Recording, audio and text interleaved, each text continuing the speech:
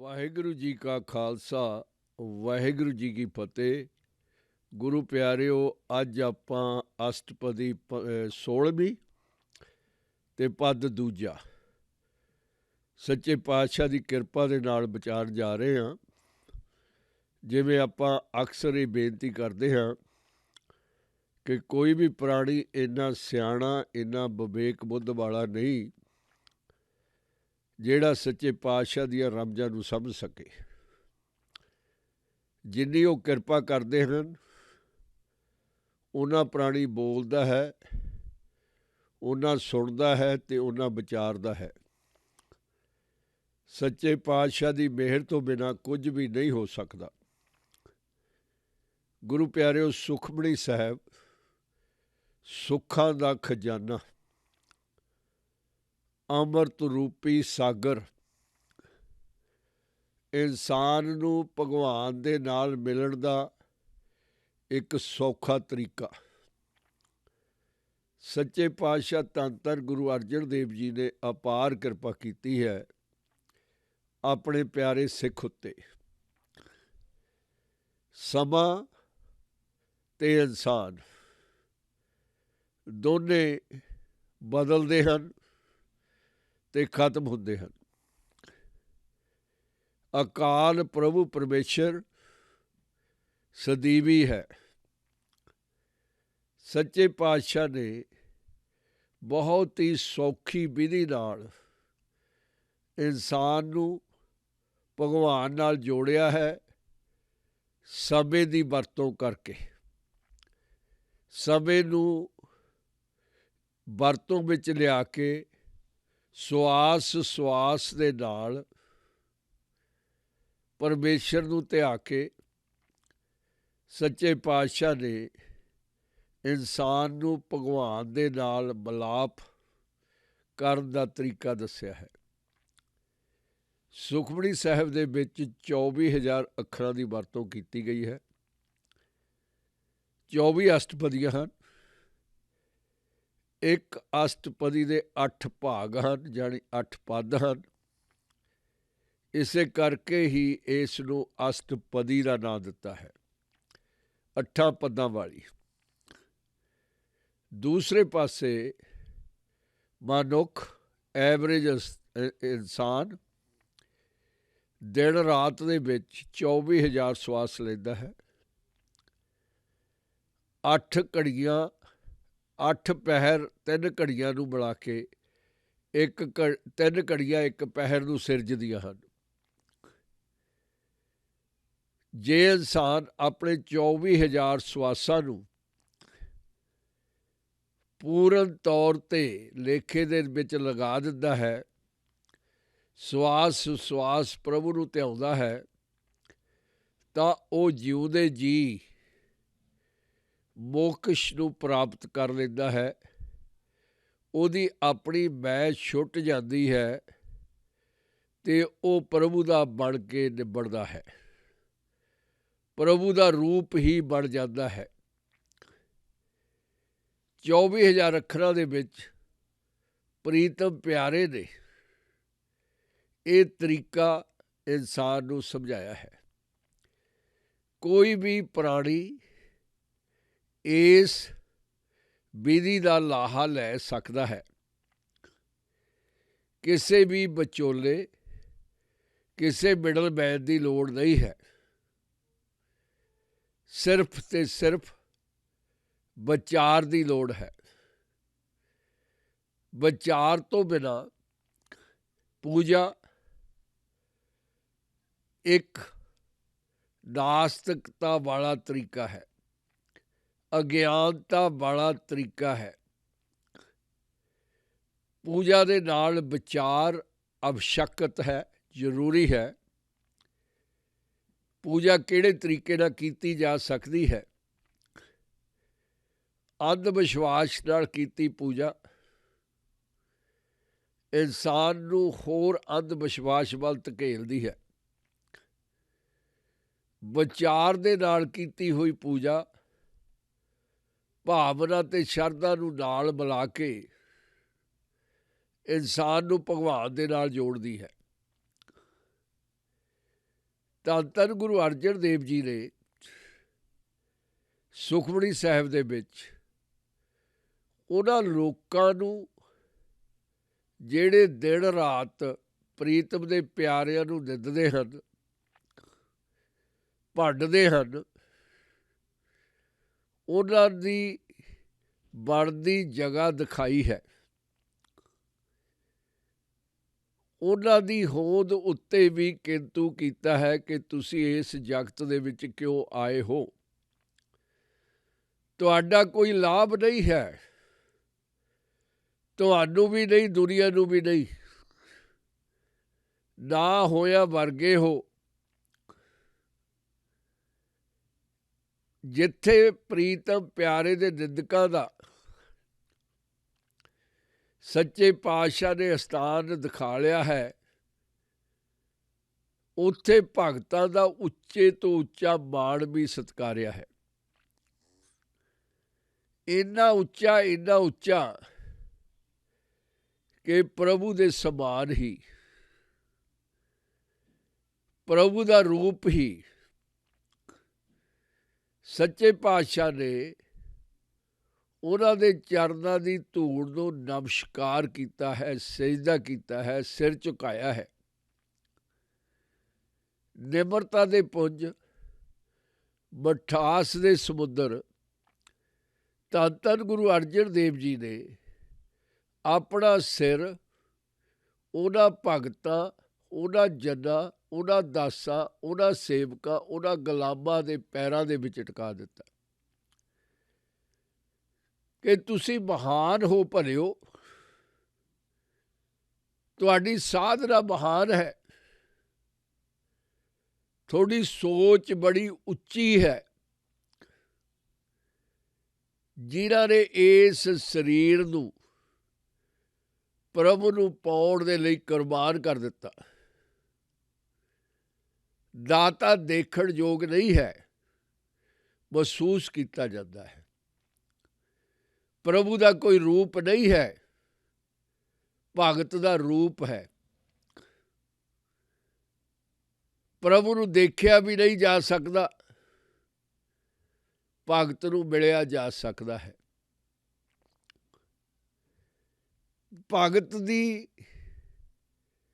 ਚਰਨਾਂ ਦੇ ਵਿੱਚ ਨਮਸਕਾਰੀ ਕਰਕੇ ਆਰਾਧਨਾ ਕੀਤੀ ਜਾ ਸਕਦੀ ਹੈ। ਸੱਚੇ ਪਾਤਸ਼ਾਹ ਮਿਹਰ ਕਰਦੇ ਹਨ ਕਿ ਜਦ ਭਗਤ ਰੂਪ ਪਰਮੇਸ਼ਰ ਦਾ ਬਣ ਗਿਆ,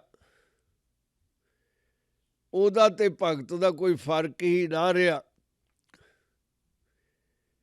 ਕਿਉਂ ਨਾ ਫਿਰ ਭਗਤ ਦੀ ਟਹਿਲ ਸੇਵਾ ਕੀਤੀ ਜਾਵੇ।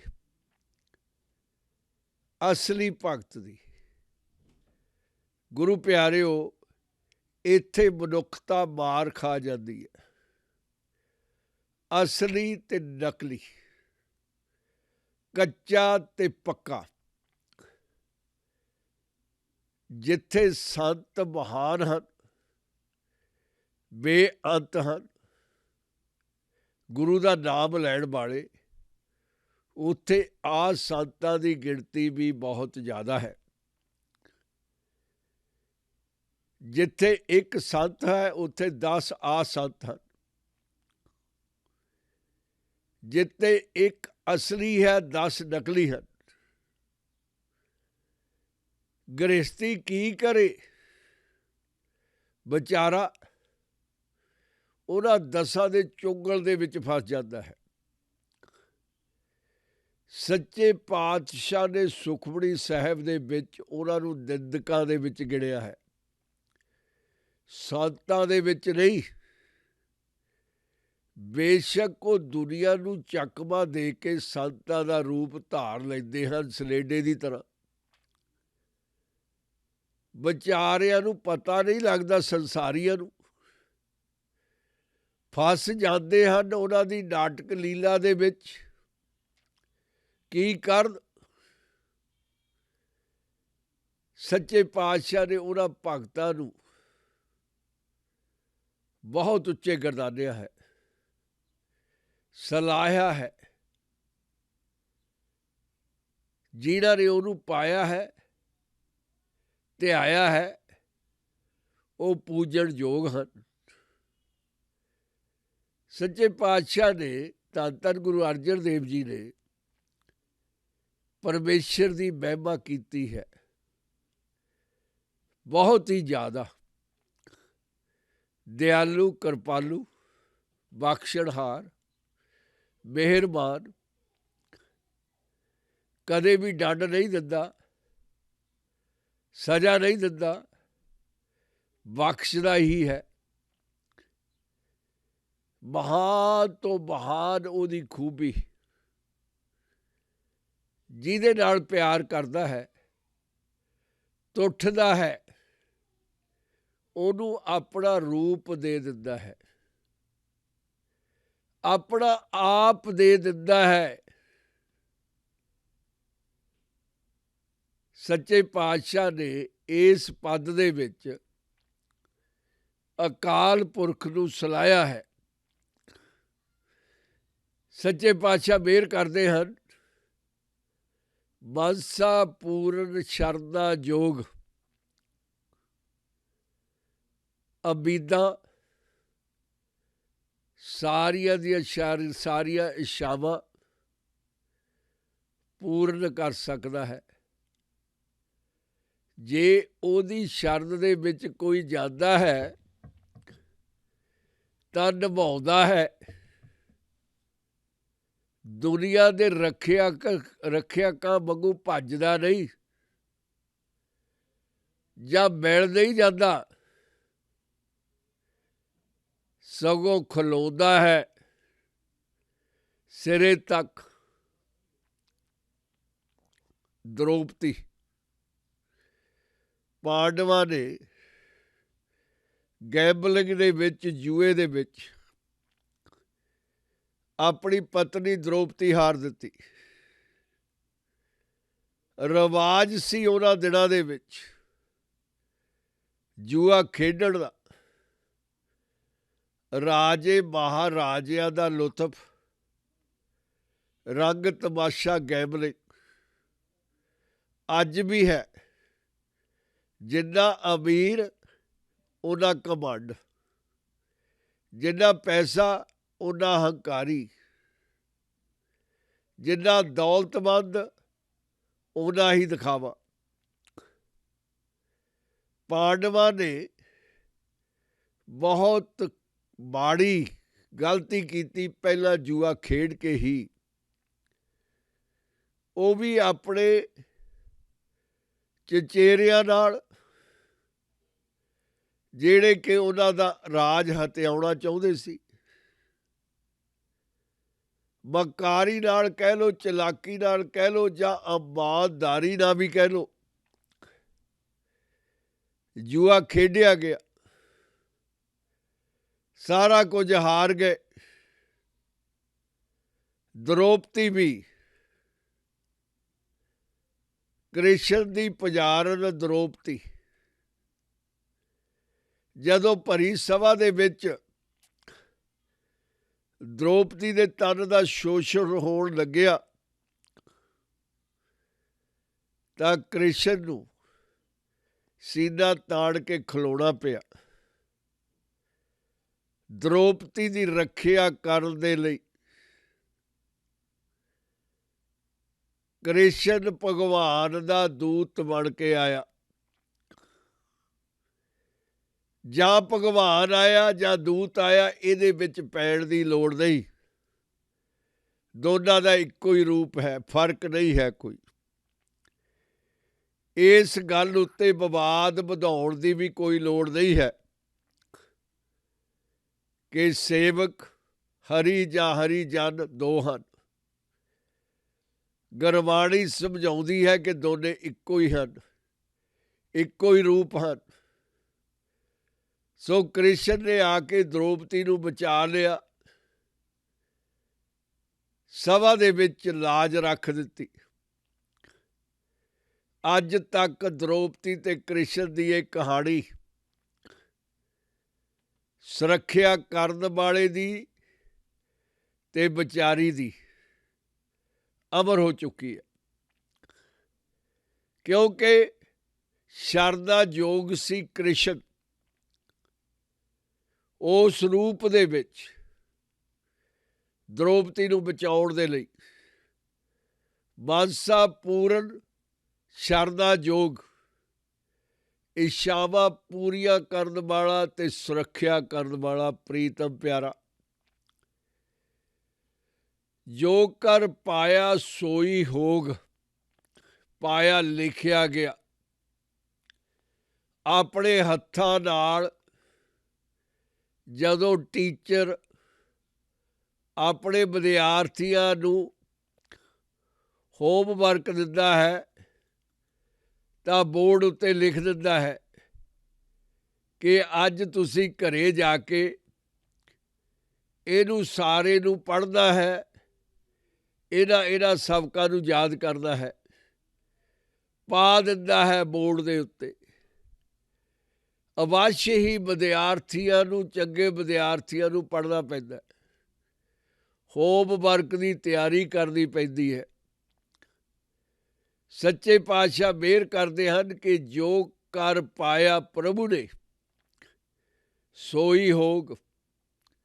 ਜਿਹੜਾ ਲਿਖਿਆ ਗਿਆ ਆਪਣੇ ਹੱਥਾਂ ਦੇ ਨਾਲ ਉੱਕਰ ਦਿੱਤਾ ਗਿਆ ਹੈ ਉਹ ਅਵੱਸ਼ ਹੈ, ਯਕੀਨਨ ਹੈ, ਪੂਰਾ ਹੋਣਾ ਹੈ। ਕੋਈ ਮੰਨੇ ਜਾਂ ਨਾ ਮੰਨੇ, ਇਹਦਾ ਕੋਈ ਫਰਕ ਨਹੀਂ ਪੈਂਦਾ। ਹਰਦ ਭਰਦ ਜਾਂ ਕਾ ਨੇਤਰ ਫੋਰ, ਅੱਖੀਆਂ ਝਮਕੜੀਆਂ। ਵੈਸੇ ਵੀ ਅੱਖਾਂ ਕੁਦਰਤੀ ਤੌਰ 'ਤੇ ਝਮਕਦੀਆਂ ਰਹਿੰਦੀਆਂ ਹਨ। ਪ੍ਰਭੂ ਦੀ ਬਣਾਈ ਹੋਈ ਕਿਰਿਆ ਹੈ। ਜਿਵੇਂ ਕੈਮਰੇ ਨੂੰ ਜ਼ੂਮ ਕੀਤਾ ਜਾਂਦਾ ਹੈ, ਕੈਮਰੇ ਨੂੰ ਅੱਗੇ ਪਿੱਛੇ ਕੀਤਾ ਜਾਂਦਾ ਹੈ ਤਾਂ ਕਿ ਪਿਕਚਰ ਸਾਫ਼ ਆ ਜਾਵੇ, ਲੋੜ ਮੁਤਾਬਕ ਤਸਵੀਰ ਖਿੱਚੀ ਜਾਵੇ। ਇਹ ਪ੍ਰਭੂ ਦੇ ਅਲੌਕਿਕ ਕੈਮਰੇ ਹਨ ਅੱਖਾਂ। ਜਦੋਂ ਲੋੜ ਪੈਂਦੀ ਹੈ ਝਮਕ ਹੁੰਦੀ ਹੈ ਆਪਣੇ ਆਪ। ਪਰ ਕਈ ਵਾਰ ਫੈਸ਼ਨ ਦੇ ਲਈ ਜਾਂ ਸ਼ਰਾਰਤ ਦੇ ਲਈ ਵੀ ਅੱਖਾਂ ਨੂੰ ਝਮਕਾਇਆ ਜਾਂਦਾ ਹੈ। ਆਪਾਂ ਇਸ ਗੱਲ ਦੇ ਵਿੱਚ ਨਹੀਂ ਪੈਂਦੇ ਤੇ ਸਿਰਫ ਉਹ ਸਮਾਂ ਜਿਹੜਾ ਇੱਕ ਅੱਖ ਨੂੰ ਝਮਕਣ ਦੇ ਲਈ ਲੱਗਦਾ ਹੈ, 1 ਸੈਕਿੰਡ ਤੋਂ ਵੀ ਘੱਟ, 1 ਪਲ ਤੋਂ ਵੀ ਘੱਟ, ਉਹਨੂੰ ਸੱਚੇ ਪਾਤਸ਼ਾਹ ਨੇਤਰ ਫੋਰ ਕਰਕੇ ਸਾਨੂੰ ਸਮਝਾ ਰਹੇ ਹਨ। ਹਰਦ ਮੁਕਾ ਦੇਣਾ, ਭਰਦ ਭਰ ਦੇਣਾ, ਭਰਪੂਰ ਕਰ ਦੇਣਾ।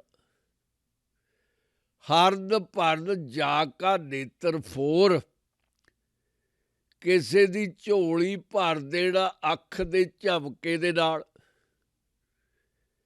ਕਿਸੇ ਦੇ ਖਜ਼ਾਨੇ ਮੁਕਾ ਦੇਣੇ, ਖਾਲੀ ਕਰ ਦੇਣੇ ਅੱਖ ਦੇ ਝਮਕੇ ਦੇ ਨਾਲ। How wonderful! ਦਾਤਾ ਦੇਣਹਾਰ ਕਿੱਡਾ ਮਹਾਨ ਹੈ। ਇੱਕ ਅੱਖ ਦੇ ਫੋਰੇ ਵਿੱਚ ਪਰਿਪੂਰਨ ਤੇ ਖਾਲੀ ਕਰਨ ਦੇਣ ਵਾਲਾ ਮਾਲਕ।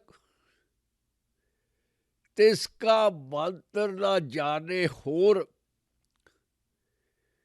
ਉਹਦੇ ਦਿਲ ਦੇ ਵਿੱਚ, ਉਹਦੇ ਮਨ ਦੇ ਵਿੱਚ ਕੀ ਹੈ, ਉਹਦਾ ਰੈਜ਼ੋਲਿਊਸ਼ਨ ਕੀ ਹੈ, ਉਹਦੀ ਸਲਾਹ ਕੀ ਹੈ, ਕੋਈ ਵੀ ਨਹੀਂ ਜਾਣਦਾ। ਉਹਦਾ ਡਿਸੀਜਨ ਕੀ ਹੈ ਜਾਂ ਉਹ ਪਲ ਨੂੰ ਕੀ ਕਰ ਦੇਵੇਗਾ, ਕਿਸੇ ਨੂੰ ਵੀ ਨਹੀਂ ਪਤਾ। ਜੇ ਕੋਈ ਝੂਠੀ ਮੂਠੀ ਕਹਿੰਦਾ ਹੈ ਕਿ ਮੈਨੂੰ ਭਵਿੱਖ ਦਾ ਪਤਾ ਹੈ, ਮੈਂ ਜਾਦੂ ਜਾਣਦਾ ਹਾਂ ਜਾਂ ਮੈਂ ਜੋਤਸ਼ੀ ਹਾਂ, ਉਹਦਾ ਰੋਜ਼ੀ ਰੋਟੀ ਕਮਾਉਣ ਤੋਂ ਬਿਨਾਂ ਇਹਦੇ ਵਿੱਚ ਸੱਚ ਨਹੀਂ ਹੈ, ਭੋਰਾ ਵੀ ਸੱਚ ਨਹੀਂ ਹੈ। ਪ੍ਰਭੂ ਕਿਸੇ ਨੂੰ ਵੀ ਨਹੀਂ ਦੱਸਦਾ। ਇਹ ਮੰਤਰ ਸਿਰਫ ਪ੍ਰੀਤਮ ਪਿਆਰੇ ਨੂੰ ਪਤਾ ਹੈ ਕਿ ਭਵਿੱਖ ਦੇ ਵਿੱਚ ਕੀ ਹੋਣਾ ਹੈ। ਜੇ ਉਹ ਚਾਹੇ, ਪਰਮੇਸ਼ਰ ਪਿਆਰਾ ਆਪਣੇ ਲਿਖੇ ਹੋਏ ਨੂੰ ਬਦਲ ਸਕਦਾ ਹੈ। ਜੇ ਪ੍ਰੀਤਮ ਨੂੰ ਭਾਵੇ ਉਹਦਾ ਕੋਈ ਪਿਆਰਾ ਬੇਨਤੀ ਕਰ ਦੇਵੇ ਤਾਂ ਪਹਿਲਾਂ ਲਿਖਿਆ ਬਦਲਿਆ ਜਾਂਦਾ ਹੈ। ਕਈ ਵਾਰ ਹੋਇਆ, ਬਹੁਤ ਵਾਰ ਵਾਪਰਿਆ ਇਹ ਇਤਿਹਾਸ ਦੇ ਵਿੱਚ, ਜਦੋਂ ਪ੍ਰਭੂ ਦੇ ਲਿਖੇ ਹੋਏ ਲੇਖਾਂ ਨੂੰ ਬਦਲਿਆ ਗਿਆ ਹੈ, ਜਾਂ ਪ੍ਰਭੂ ਵੱਲੋਂ ਜਾਂ ਪਿਆਰੇ ਵੱਲੋਂ।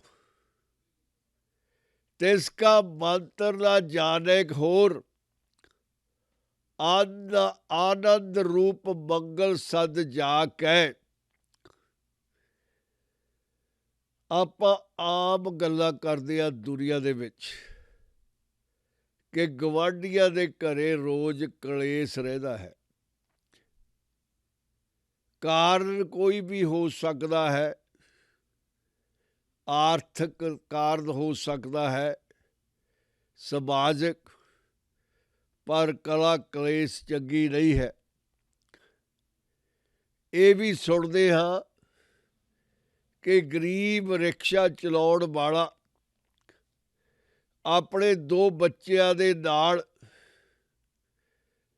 ਕੱਚੀ ਛੱਤ ਉੱਤੇ ਪੈ ਕੇ ਆਪਣੀ ਧਰਮ ਪਤਨੀ ਤੇ ਬੱਚਿਆਂ ਦੇ ਨਾਲ ਪ੍ਰਭੂ ਦਾ ਗੀਤ ਗਾਉਂਦਾ ਹੈ। ਹਰ ਰੋਜ਼ ਹੀ ਥੱਕ ਟੁੱਟ ਕੇ ਆ ਕੇ ਰਾਤ ਨੂੰ ਬਾਤਾਂ ਪਾਉਂਦਾ ਹੈ ਪ੍ਰਭੂ ਪਿਆਰੇ ਦੀਆਂ। ਉਹਦਾ ਸਾਰੇ ਦਾ ਸਾਰਾ ਥਕਾਵਟ ਲੈ ਜਾਂਦਾ ਹੈ ਜਦੋਂ ਬੱਚੇ ਉਹਦੇ ਢਿੱਡ ਉੱਤੇ ਕਲੋਲਾਂ ਕਰਦੇ ਹਨ ਤੇ ਉਹਦੇ ਗੀਤਾਂ ਦੇ ਸੁਰਾਂ ਦੇ ਭਾਗੀਵਾਲ ਬਣਦੇ ਹਨ। ਉਹ ਘਰ ਨਹੀਂ, ਉਹ ਮੰਦਰ ਮਤਵਾਲਾ ਬਣ ਜਾਂਦਾ ਹੈ। ਉਸ ਰਿਕਸ਼ਾ ਚਾਲਕ ਦਾ ਜਿਹੜਾ ਛੋਟੀਆਂ ਵੱਡੀਆਂ ਹੌਲੀਆਂ ਭਾਰੀਆਂ ਦੇਹਾਂ ਨੂੰ ਸਾਰਾ ਦਿਨ ਖਿੱਚਦਾ ਰਹਿੰਦਾ ਹੈ। ਇੱਕ ਇਨਸਾਨ ਦੂਸਰਿਆਂ ਨੂੰ ਢੋਂਦਾ ਹੈ। ਉਸ ਰਿਕਸ਼ੇ ਵਾਲੇ ਦਾ ਘਰ ਇੱਕ ਸਵਰਗ ਰੂਪੀ ਘਰ ਹੈ। ਪਰ ਸੱਚੇ ਪਾਤਸ਼ਾਹ ਕਹਿੰਦੇ ਕਿ ਇਹਨਾਂ ਦੁਨਿਆਵੀ ਘਰਾਂ ਦੇ ਨਾਲੋਂ ਪ੍ਰੀਤਮ ਦਾ ਮੈਂਸ਼ਨ, ਪ੍ਰੀਤਮ ਦਾ ਮੰਗਲ, ਅਕਾਲ ਪੁਰਖ ਦਾ ਮੰਗਲ, ਅਕਾਲ ਪੁਰਖ ਦਾ ਘਰ, ਆਨੰਦ ਰੂਪ ਮੰਗਲ ਸਦ ਜਾ ਕੇ, ਉਹਦਾ ਜਿਹੜਾ ਹਾਊਸ ਹੈ, ਹਾਊਸ ਆਫ ਹੈਪੀਨੈਸ ਹੈ, ਖੁਸ਼ੀ ਦਾ ਗ੍ਰਹਿ ਹੈ, ਜਿੱਥੇ ਹਮੇਸ਼ਾ ਹਮੇਸ਼ਾ ਦੇ ਲਈ ਹਰਿਆ ਭਰਿਆ ਸ਼ਾਂਤੀ ਰਹਿੰਦੀ ਹੈ, ਖੁਸ਼ੀ ਰਹਿੰਦੀ ਹੈ। ਸੱਚੇ ਪਾਤਸ਼ਾਹ ਮਿਹਰ ਕਰਦੇ ਹਨ ਕਿ ਉਸ ਘਰ ਦੇ ਵਿੱਚ, ਉਸ ਮੈਂਸ਼ਨ ਦੇ ਵਿੱਚ, ਉਸ ਮੰਗਲ ਦੇ ਵਿੱਚ ਦੁਨੀਆ ਦੀ ਤਮਾਮ ਵਸਤੂਆਂ ਦੀ ਭਰਪੂਰੀ ਹੈ, ਭਰਿਆ ਹੋਇਆ ਹੈ, ਜਿਵੇਂ ਕੋਈ ਬਹੁਤ ਵੱਡਾ ਵੇਅਰ ਹਾਊਸ, ਜਿਹੜਾ ਤੁਸੀਂ ਨਾ ਅੱਜ ਤੱਕ ਰੱਖਿਆ ਹੈ ਕਿਸੇ ਵਸਤੂ ਦਾ, ਉਹ ਵਸਤੂ ਉੱਥੇ ਮੌਜੂਦ ਹੈ। ਪਰ ਇਹ ਦਾਤਾ ਸਰਬ ਥੋਕ ਦਾ, ਹੋਲਸੇਲ ਦਾ ਜਾਂ ਸੇਲਾਂ ਤੋਂ ਵੀ ਸੇਲ ਦਾ ਵੱਡਾ ਦਾਤਾ, ਫਰੀ ਦੇਣ ਵਾਲਾ, ਆਪਣੇ ਘਰ ਦੇ ਵਿੱਚ ਹਰ ਚੀਜ਼ ਨੂੰ ਰੱਖਦਾ ਹੈ।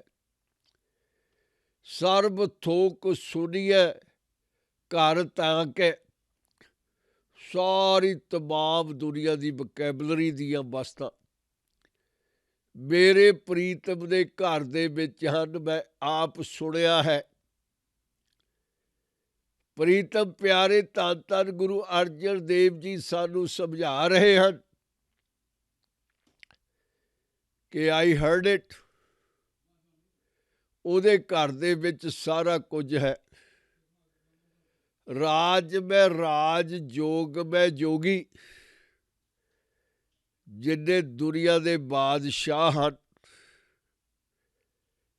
ਉਹਨਾਂ ਦੇ ਚੁਣਨ ਦੇ ਤਰੀਕੇ ਵੱਖਰੇ ਵੱਖਰੇ ਹੋ ਸਕਦੇ ਹਨ। ਉਹਨਾਂ ਦਾ ਰਾਜ ਕਰਨ ਦਾ ਸਮਾਂ ਤੈਅ ਹੋ ਸਕਦਾ ਹੈ ਜਾਂ ਜ਼ਿੰਦਗੀ ਭਰ ਦੇ ਲਈ ਹੋ ਸਕਦਾ ਹੈ। ਲੋਕਤੰਤਰ ਵੀ ਹੋ ਸਕਦਾ ਹੈ, ਤਾਨਾਸ਼ਾਹੀ ਵੀ ਹੋ ਸਕਦੀ ਹੈ, ਪਰ ਰਾਜਾ ਤਾਂ ਰਾਜਾ ਹੀ ਹੈ। ਦੁਨੀਆ ਦੇ ਤਮਾਮ ਰਾਜਿਆਂ ਦਾ ਰਾਜਾ ਪਰਮੇਸ਼ਰ Waheguru Akal Purakh, king of Kings, ਰਾਜਿਆਂ ਦੇ ਵਿੱਚ ਰਾਜ ਕਰਨਾ ਜਾਣਦਾ ਹੈ ਤੇ ਚਲਾਉਣਾ ਜਾਣਦਾ ਹੈ।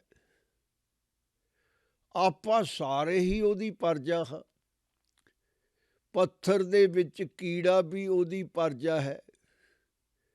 ਸਮੁੰਦਰ ਦੇ ਵਿੱਚ ਬਹੁਤ ਵੱਡੀ ਮਛਲੀ ਵੀ ਉਹਦੀ ਪਰਜਾ ਹੈ। ਚੰਦ ਵੀ ਉਹਦੀ ਪਰਜਾ ਹੈ, ਸੂਰਜ ਵੀ ਉਹਦੀ ਪਰਜਾ ਹੈ। ਕਿੰਨੇ ਸਿਤਾਰੇ ਹਨ ਉਹਦੀ ਪਰਜਾ। ਕਿੰਨੇ ਬ੍ਰਹਿਮੰਡ, ਕਿੰਨੇ ਯੂਨੀਵਰਸ ਉਹਦੀ ਪਰਜਾ 'ਚ ਸ਼ਾਮਲ ਹਨ। ਸੋਹਣੇ ਤੋਂ ਸੋਹਣੇ ਬ੍ਰਿਸ਼, ਹੱਸਦੇ ਖੇਡਦੇ ਫੁੱਲ, ਸਵਰਗ ਰੂਪੀ ਮੁਸਕਾਨ ਦੇਣ ਵਾਲੇ ਬੱਚੇ, ਸਾਰੇ ਦੇ ਸਾਰੀ ਉਹਦੀ ਪਰਜਾ ਹੀ ਹਨ। ਉਹ ਰਾਜ ਕਰ ਰਿਹਾ ਹੈ। ਰਾਜ ਮੈਂ ਰਾਜ, ਜਾਣਦਾ ਹੈ ਰਾਜ ਕਰਨਾ। ਜੋਗ ਮੈਂ ਜੋਗੀ, ਉਹ ਪਰਮ ਯੋਗੀ ਹੈ। ਦੁਨੀਆ ਦੇ ਯੋਗੀ ਕਦੇ ਢਿੱਲੇ ਮੱਠੇ ਹੋ ਸਕਦੇ ਹਨ।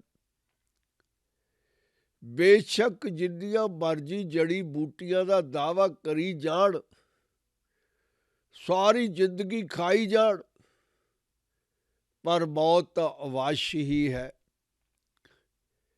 ਉਹਨਾਂ ਨੇ ਅੱਜ ਤੱਕ ਕੋਈ ਇਸ ਤਰ੍ਹਾਂ ਦੀ ਜੜੀ ਬੂਟੀ ਨਹੀਂ ਲੱਭੀ ਜਿਹੜੀ ਸਦੀਵੀ ਉਮਰ ਦੇ ਦੇਵੇ। ਉਹਨਾਂ ਜੋਗੀਆਂ ਨਾਲੋਂ ਇੱਕ ਵੱਡਾ ਜੋਗੀ ਜਿਹੜਾ ਮਰਦਾ ਹੀ ਨਹੀਂ, ਪਰਮ ਜੋਗੀ ਹੈ, ਉਹ ਸਰਬ ਵਿਆਪਕ ਅਕਾਲ ਪੁਰਖ ਹੈ। ਰਾਜ ਮੈਂ ਰਾਜ, ਜੋਗ ਮੈਂ ਜੋਗੀ, ਤਪ ਮੈਂ ਤਪੀਸਰ, ਗ੍ਰਸਤ ਮੈਂ ਭੋਗੀ। ਤਪ ਬਣਾਉਣ ਵਾਲਾ ਤਪ ਨੂੰ ਉਹ ਆਪ ਹੈ। ਸਾਧਨਾ ਉਹ ਆਪ ਕਰਦਾ, ਆਰਾਧਨਾ ਕਰਨ ਜਾਣਦਾ ਹੈ। ਤਮਾਮ ਦੁਨੀਆ ਦੇ ਤਪੀਆਂ 'ਚੋਂ ਵੱਡਾ ਤਪੀ ਹੈ। ਤਪੱਸਿਆ ਕਰਨ ਵਾਲਾ ਪ੍ਰੀਤਮ ਪਿਆਰਾ ਪ੍ਰਭੂ ਸਾਰਿਆਂ 'ਚੋਂ ਵੱਡਾ ਤਪੀ ਤੇ ਗ੍ਰਸਤੀ। ਅਸੀਂ ਇਹ ਮੰਨ ਲੈਂਦੇ ਹਾਂ ਕਿ ਇਨਸਾਨ ਦਾ ਗ੍ਰਸਤ ਧਰਮ ਪਤਨੀ, ਬੱਚੇ ਜਾਂ ਪਤੀ ਜਾਂ ਬੱਚੇ, ਪਰਿਵਾਰ, ਗ੍ਰਸਤ, ਰੋਜੀ ਰੋਟੀ, ਚੈਨ, ਸੁਖੈਨ, ਸੋਹਣਾ ਜੀਵਨ, ਇਹ ਗ੍ਰਸਤੀ ਭੋਗਦਾ ਹੈ। ਦੁਨੀਆ ਦੇ ਤਮਾਮ ਸਵਰਗਾਂ 'ਚੋਂ ਅੱਗੇ ਉਹਦਾ ਸਵਰਗ ਹੈ। ਇਹ ਗੁਰੂ ਨਾਨਕ ਨੇ ਕਿਹਾ ਕਿ ਦੁਨੀਆ ਦੇ ਵਿੱਚ, ਆਲਮ ਦੇ ਵਿੱਚ ਕਿਤੇ ਵੀ ਕੋਈ ਇਸ ਤਰ੍ਹਾਂ ਦਾ ਸਵਰਗ ਨਹੀਂ ਹੈ ਜਿਹੜਾ ਇੱਕ ਗ੍ਰਸਤੀ, ਇੱਕ ਸੰਸਾਰੀ ਭੋਗਦਾ ਹੈ। ਸਭ ਤੋਂ ਸਰਵਉੱਚ ਸਵਰਗ, ਪੈਰਾਡਾਈਜ਼, ਹੈਵਨ, ਬਿਹਸ਼ਤ, ਉਸ ਘਰ ਦੇ ਵਿੱਚ ਹੈ ਜਿੱਥੇ ਪ੍ਰਭੂ ਦਾ ਨਾਮ ਲੈ ਕੇ ਸੰਸਾਰੀ ਆਪਣੇ ਬੱਚੇ ਪਾਲਦਾ ਹੈ। ਵੱਡਾ ਗ੍ਰਸਤੀ, ਵੱਡਾ ਭੋਗੀ ਪਰਮਾਤਮਾ ਆਪ ਹੈ। ਇੱਕ ਛੋਟਾ ਜਿਹਾ ਸਰੂਪ ਘਰ ਦਾ ਹੈ, ਤਮਾਮ ਦੁਨੀਆ ਦੇ ਗ੍ਰਸਤੀਆਂ ਦਾ ਮਾਲਕ, ਉਹਨਾਂ ਨੂੰ ਚਲਾਉਣ ਵਾਲਾ, ਉਹਨਾਂ ਨੂੰ ਸਮਝਾਉਣ ਵਾਲਾ ਸਭ ਤੋਂ ਵੱਡਾ ਗ੍ਰਸਤੀ ਆਪ ਹੈ, ਜਿਹਨੇ ਆ ਸ੍ਰਿਸ਼ਟੀ ਬਣਾਈ ਹੈ, ਜਿਹਨੇ ਮੇਲ ਤੇ ਫੀਮੇਲ ਦੀ ਉਤਪਤੀ ਕੀਤੀ ਹੈ। ਇੱਕ ਗੱਲ ਉਹਨੇ ਸਾਰਿਆਂ ਨੂੰ ਸਮਝਾਈ ਹੈ। ਧੰਨ ਧੰਨ ਗੁਰੂ ਗ੍ਰੰਥ ਸਾਹਿਬ ਦੇ ਵਿੱਚ ਅੰਕਿਤ ਹੈ ਕਿ ਦੁਨੀਆ ਦੇ ਪੁਰਖੋ, ਦੁਨੀਆ ਦੇ ਮੇਲ ਜਿੰਨੇ ਵੀ ਹਨ, ਜਾਂ ਸਾਰੀ ਸ੍ਰਿਸ਼ਟੀ ਦੇ ਮੇਲ, ਜਿਹਦੇ ਵਿੱਚ ਜਾਨਵਰ, ਇਨਸੈਕਟ, ਪਸ਼ੂ ਪੰਛੀ ਆਦਿ ਸ਼ਾਮਲ ਹੋ ਸਕਦੇ ਹਨ, ਕਦੇ ਮਤ ਸਮਝ ਲੈਣਾ ਕਿ ਅਸੀਂ ਪੁਰਖ ਹਾਂ। ਤੁਹਾਨੂੰ ਸਿਰਫ ਉਹਨੇ ਆਪਣੇ ਰੀਪਰੋਡਕਸ਼ਨ ਸਿਸਟਮ ਦੇ ਲਈ, ਨਾਟਕ ਚਲਾਉਣ ਦੇ ਲਈ, ਆਪਣਾ ਡਰਾਮਾ ਸੋਹਣਾ ਬਣਾਉਣ ਦੇ ਲਈ ਆਦਮੀ ਤੀਵੀਂ ਬਣਾਇਆ ਹੈ। ਇਹ ਮਤ ਸਮਝ ਲੈਣਾ ਕਿ ਇਹ ਲੀਲਾ ਅਸਲੀ ਹੈ। ਨਾ ਕੋਈ ਅਸਲੀ ਔਰਤ ਹੈ ਤੇ ਨਾ ਕੋਈ ਅਸਲੀ ਆਦਮੀ ਹੈ। ਇਹ ਪ੍ਰਭੂ ਦੀ ਲੀਲਾ ਦੇ ਵਿੱਚ ਐਕਟਿੰਗ ਹੈ। ਅਸਲੀ ਗ੍ਰਸਤੀ ਉਹ ਆਪ ਹੈ, ਤੇ ਉਹ ਹੈ ਵੀ ਪੁਰਖ ਹੈ, ਮੇਲ ਹੈ, ਸਦੀਵੀ ਪੁਰਖ ਹੈ। ਇਸ ਕਰਕੇ ਹੀ ਉਹਨੇ ਕਿ ਸ੍ਰਿਸ਼ਟੀ ਦੇ ਮੇਲ ਹੰਕਾਰ ਨਾ ਜਾਣ, ਸ਼ੇਖੀ ਨਾ ਮਾਰ ਦੇਣ, ਉਹਨੇ ਹਰ ਇੱਕ ਮੇਲ ਦੇ ਸਰੀਰ ਉੱਤੇ ਫੀਮੇਲ ਦਾ ਕੋਈ ਨਾ ਕੋਈ ਅੰਗ ਛੱਡਿਆ ਹੋਇਆ ਹੈ। That is the reason he purposely did it, ਕਿਉਂਕਿ ਸਭ ਤੋਂ ਵੱਡਾ ਗ੍ਰਸਤੀ ਉਹ ਹੈ ਤੇ ਪੁਰਖ ਉਹ ਹੈ। ਤਪ ਮੈਂ ਤਪੀਸਰ, ਸਾਰੇ ਤਪੀਆਂ ਨਾਲੋਂ ਵੱਡਾ ਤਪੀਸਰ ਪ੍ਰਭੂ ਆਪ। ਗ੍ਰਸਤ ਮੈਂ ਭੋਗੀ, ਤੇ ਭੋਗਣ ਵਾਲਾ ਗ੍ਰਸਤ ਸੰਸਾਰੀ। ਸਾਰੇ ਸੰਸਾਰ ਨੂੰ ਚਲਾਉਣ ਵਾਲਾ ਵੀ ਦਾਤਾ ਆਪ ਹੀ ਹੈ। ਧਿਆਏ ਧਿਆਏ ਭਗਤੈ ਸੁਖ ਪਾਇਆ। ਜਦੋਂ ਸਾਧੂ ਪਰਮੇਸ਼ਰ ਦਾ ਰੂਪ ਬਣ ਜਾਂਦਾ ਹੈ ਤਾਂ ਉਹਦੀ ਆਈਡੈਂਟੀਫਿਕੇਸ਼ਨ ਖਤਮ ਹੋ ਜਾਂਦੀ ਹੈ। ਬਿਲਕੁਲ ਉਸੇ ਹੀ ਤਰ੍ਹਾਂ ਜਿਵੇਂ ਇੱਕ ਬੂੰਦ ਸਮੁੰਦਰ ਦੇ ਵਿੱਚ ਸਮਾ ਜਾਵੇ। ਸਾਧੂ ਕਦੇ ਵੀ ਆਪਣੇ ਆਪ ਨੂੰ ਪਰਮੇਸ਼ਰ ਨਹੀਂ ਕਹਿੰਦਾ, ਤੇ ਨਾ ਹੀ ਕਹਿ ਸਕਦਾ ਹੈ, ਕਿਉਂਕਿ ਸਾਧੂ ਦਾ ਜਨਮ ਮਾਤਾ ਦੇ ਗਰਭ ਦੇ ਵਿੱਚੋਂ ਹੋਇਆ ਹੈ। ਕ੍ਰੀਏਟਰ ਦੀ ਮਿਹਰਬਾਨੀ ਨਾਲ, ਰਚਣਹਾਰੇ ਦੀ ਕਿਰਿਆ ਨਾਲ। ਇਸ ਕਰਕੇ ਉਹ ਕਦੇ ਵੀ ਆਪਣੇ ਆਪ ਨੂੰ ਪ੍ਰਭੂ ਨਹੀਂ ਕਹਿ ਸਕਦਾ, ਤੇ ਜਿਹਨੇ ਪਾਇਆ ਉਹਨੇ ਕਦੇ ਕਿਹਾ ਵੀ ਨਹੀਂ, ਤੇ ਨਾ ਹੀ ਭਵਿੱਖ ਦੇ ਵਿੱਚ ਕੋਈ ਕਵੇਗਾ। ਇਹ ਇੱਕ ਇਲਾਹੀ ਅਕਲ ਹੈ ਜਿਹੜੀ ਉਹਨਾਂ ਨੂੰ ਆਪਣੇ ਆਪ ਸਮਝ ਆ ਜਾਂਦੀ ਹੈ। ਬਿਲਕੁਲ ਉਸੇ ਹੀ ਤਰ੍ਹਾਂ ਜਿਵੇਂ ਮਾਂ ਬਣਨ ਤੋਂ ਪਹਿਲਾਂ ਜਨਨੀ ਨੂੰ ਅਕਾਲ ਗਿਆਨ ਹੁੰਦਾ ਹੈ, ਪਰਮੇਸ਼ਰ ਆਪ ਕਲਾਸ ਲਗਾਉਂਦਾ ਹੈ, ਆਪ ਸਮਝਾਉਂਦਾ ਹੈ। ਇਹ ਕਿਰਿਆ ਭਗਤ ਨੂੰ ਉਸ ਵੇਲੇ ਸਮਝ ਲੱਗ ਜਾਂਦੀ ਹੈ ਕਿ ਮੈਂ ਕਦੇ ਵੀ ਪਰਮੇਸ਼ਰ ਨਹੀਂ ਆਪਣੇ ਆਪ ਨੂੰ ਕਹਿ ਸਕਦਾ। ਬੇਸ਼ੱਕ ਗੁਰੂ ਸਾਹਿਬਾਨ ਦੇ ਮੁਤਾਬਕ ਪਰਮੇਸ਼ਰ ਤੇ ਉਹਦਾ ਕੋਈ ਫਰਕ ਨਹੀਂ ਹੈ। ਧਿਆਏ ਧਿਆਏ ਭਗਤੈ ਸੁਖ ਪਾਇਆ। ਉਹਨੂੰ ਅਰਾਧ ਅਰਾਧ ਕੇ, ਪੁਕਾਰ ਪੁਕਾਰ ਕੇ ਭਗਤ ਨੇ ਸੁਖ, ਸਦੀਵੀ ਸੁਖ ਸ਼ਾਂਤੀ ਉਹਦੀ ਕਿਰਪਾ ਦੇ ਨਾਲ ਪਾ ਲਈ ਹੈ। ਨਾਨਕ ਤਿਸ ਪੁਰਖ ਕਾ ਕਹਿੰਦੇ ਅੰਤ ਨਾ ਪਾਇਆ। ਤਿਸ ਪੁਰਖ ਸੱਚੇ ਪਾਤਸ਼ਾਹ ਪ੍ਰਭੂ ਦੀ ਗੱਲ ਕਰ ਰਹੇ ਹਨ। ਉਸ ਇੱਕ ਪੁਰਖ ਦੀ ਜਿਹੜਾ ਸਿਰਫ ਤੇ ਸਿਰਫ ਇੱਕ ਹੀ ਮੇਲ ਹੈ, ਬਾਕੀ ਸਭ ਸਗਲੀ ਨਾਰੀਆਂ ਹਨ। ਉਸ ਪੁਰਖ ਦਾ ਕਿਸੇ ਨੇ ਅੱਜ ਤੱਕ ਅੰਤ ਨਹੀਂ ਪਾਇਆ। ਉਹਦਾ ਐਂਡ ਕੋਈ ਜਾਣਦਾ ਹੀ ਨਹੀਂ। ਜਿੰਨਾ ਕੋਈ ਸੋਚਦਾ ਹੈ ਉੱਡਾ ਹੀ ਵੱਡਾ ਹੋਈ ਜਾਂਦਾ ਹੈ। ਗੁਰੂ ਪਿਆਰਿਓ, ਆਪਾਂ ਇੱਕ ਵੇਰ ਇਸੇ ਪਦ ਨੂੰ ਅੰਗਰੇਜ਼ੀ ਦੇ ਵਿੱਚ ਵਿਚਾਰ ਲਈਏ ਸੱਚੇ ਪਾਤਸ਼ਾਹ ਦੀ ਕਿਰਪਾ ਦੇ ਨਾਲ।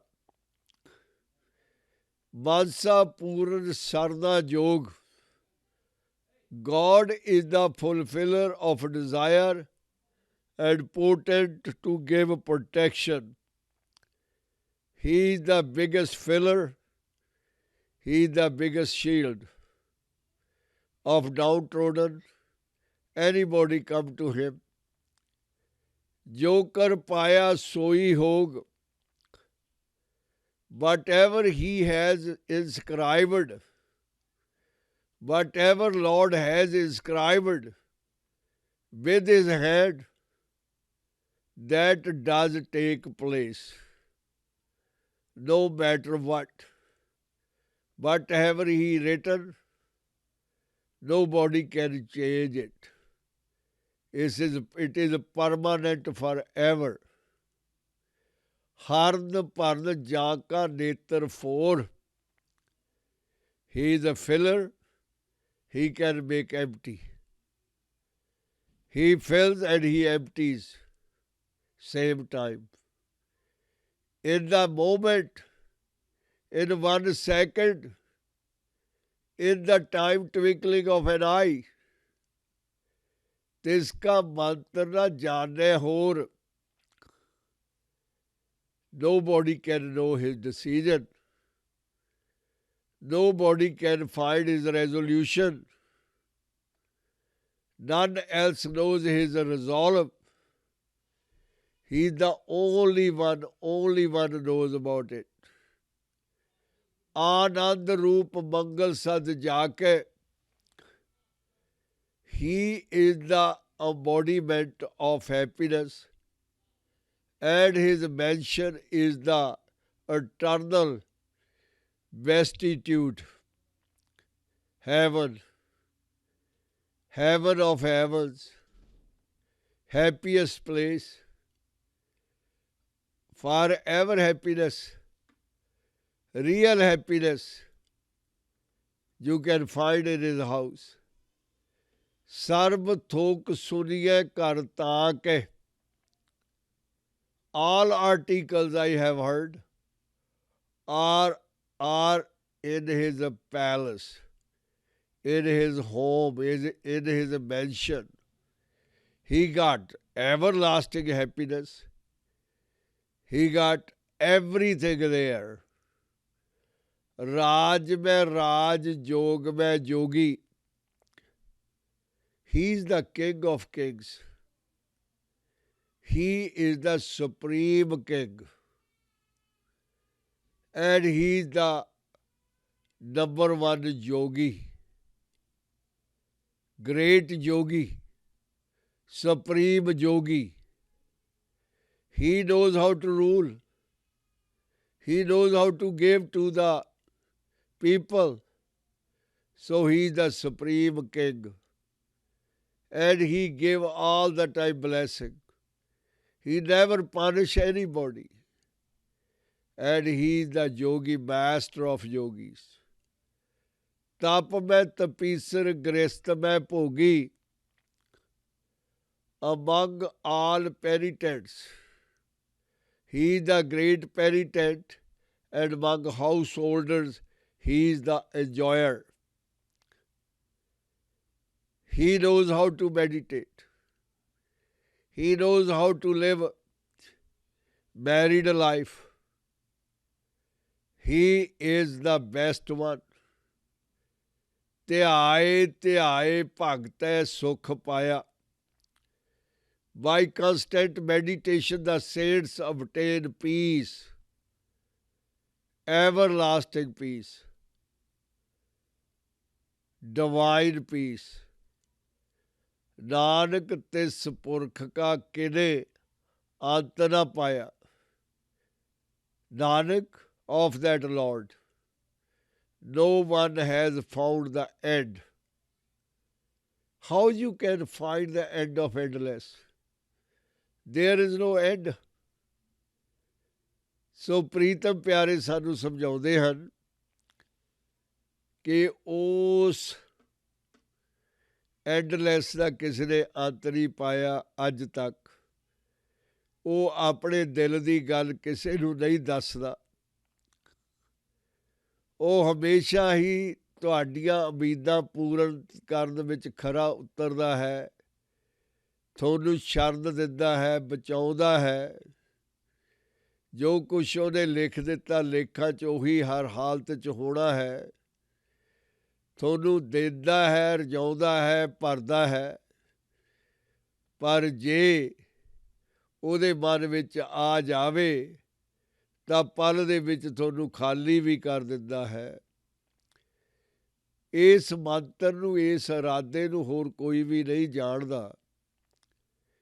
ਉਹਦੇ ਘਰ ਦੇ ਵਿੱਚ, ਉਹਦੇ ਵਾਹਿਸ਼ਤ ਦੇ ਵਿੱਚ, ਉਹਦੇ ਮੈਂਸ਼ਨ ਦੇ ਵਿੱਚ, ਉਹਦੇ ਮੰਗਲ ਦੇ ਵਿੱਚ ਹਮੇਸ਼ਾ ਹੀ ਹਮੇਸ਼ਾ ਸਦੀਵੀ ਖੁਸ਼ੀ ਹੈ.